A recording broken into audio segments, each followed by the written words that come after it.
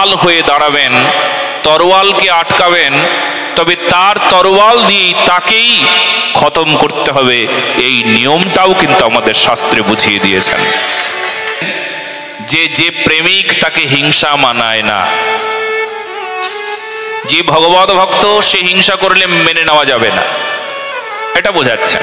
তবে হ্যাঁ, এটাও আপনারা শুনে নিন, যদি ধর্ম রক্ষায় কেউ হিংসা করতে এগিয়ে আসে, ধর্মের উপর হিংসা করে, ধর্মের উপর তরোয়ালটা নিয়ে আসে, তবে ঢাল হয়ে দাঁড়াবেন, তরোয়ালকে আটকাবেন, তবে তার তরোয়াল দিয়ে তাকেই খতম করতে হবে। এই নিয়মটাও কিন্তু আমাদের শাস্ত্রে বুঝিয়ে দিয়েছেন। ধর্ম রক্ষার জন্য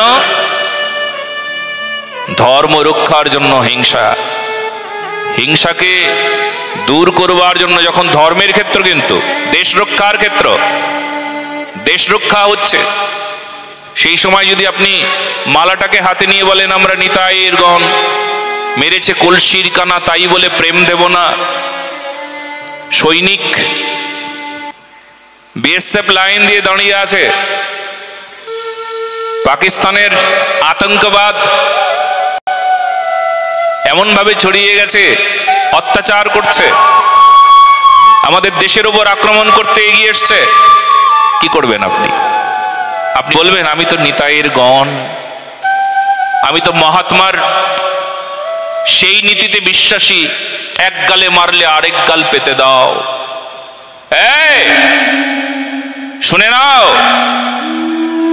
তুমি দেশভক্ত, দেশ রক্ষাকারী, দেশের এইটুকু ক্ষতি হতে দেবে না, তাতে জীবন চলে যাক, কিন্তু যে তোমার জীবন নিতে এসেছে, যে তোমার দেশ নিতে এসেছে, তাকে কিন্তু কিছুতেই ছাড়লে চলবে না।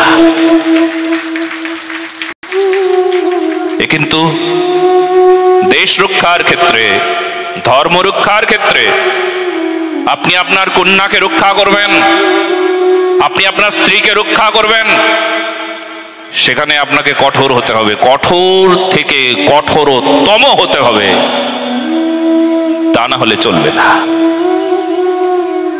প্রেম প্রয়োজন, প্রেম প্রয়োজন। কেন গো? গুরু শ্রীপাদ পদ্মকে পাওয়ার জন্য প্রেম দরকার, প্রেমময়ী করুণাময়ী রাধারানীকে পাওয়ার জন্য প্রেম প্রয়োজন, প্রেম প্রয়োজন তত্ত্ব। কিন্তু তাই বলে দেশ রক্ষা, ধর্ম রক্ষার ক্ষেত্রে আপনি ভুলেই যাবেন, আপনি সমাধিস্থ হয়ে থাকবেন, তাহলে তো চলবে না। আপনাকে কঠোর হতে হবে।